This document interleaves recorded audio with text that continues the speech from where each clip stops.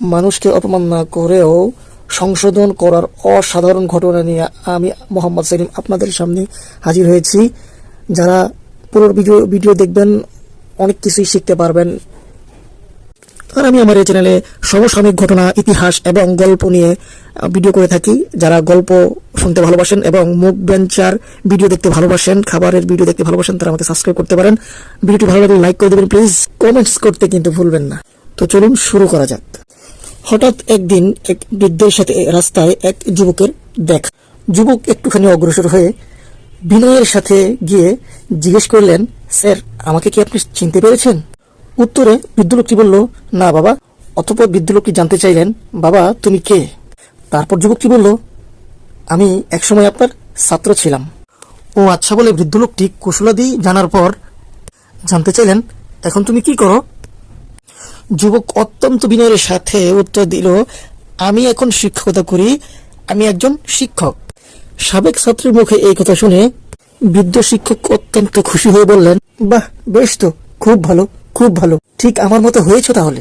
যুবক মৃদু হেসে জবাব দিল, জি, আপনার মতো শিক্ষক হতে পেরে নিজেকে অনেক ধন্য মনে করছি।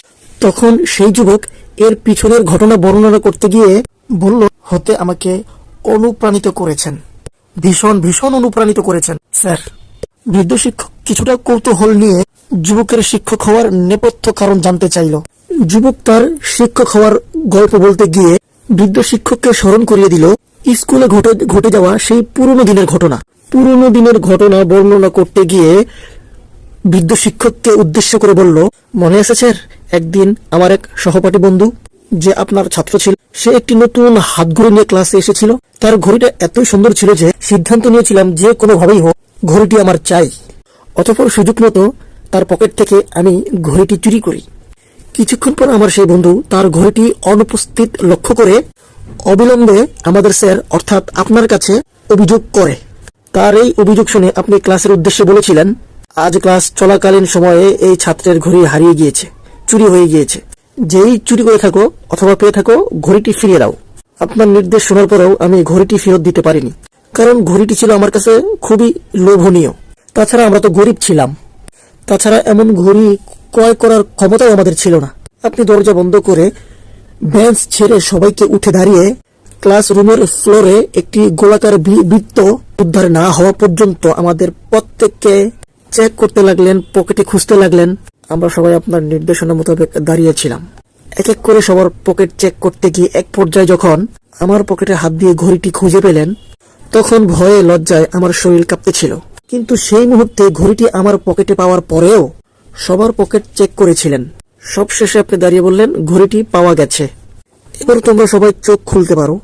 ঘড়িটি পাওয়ার পর আমার সেই বন্ধু আপনার কাছে জানতে চেয়েছিল ঘড়িটি কার পকেটে পাওয়া গেছে, কিন্তু তখন আপনি আমার কথা না বলে আপনি উত্তর দিয়েছিলেন, ঘড়িটি কার পকেটে পাওয়া গেছে সেটা গুরুত্বপূর্ণ নয়, তোমার হারিয়ে যাওয়া ঘড়িটি পাওয়া গেছে, এটাই গুরুত্বপূর্ণ বিষয়।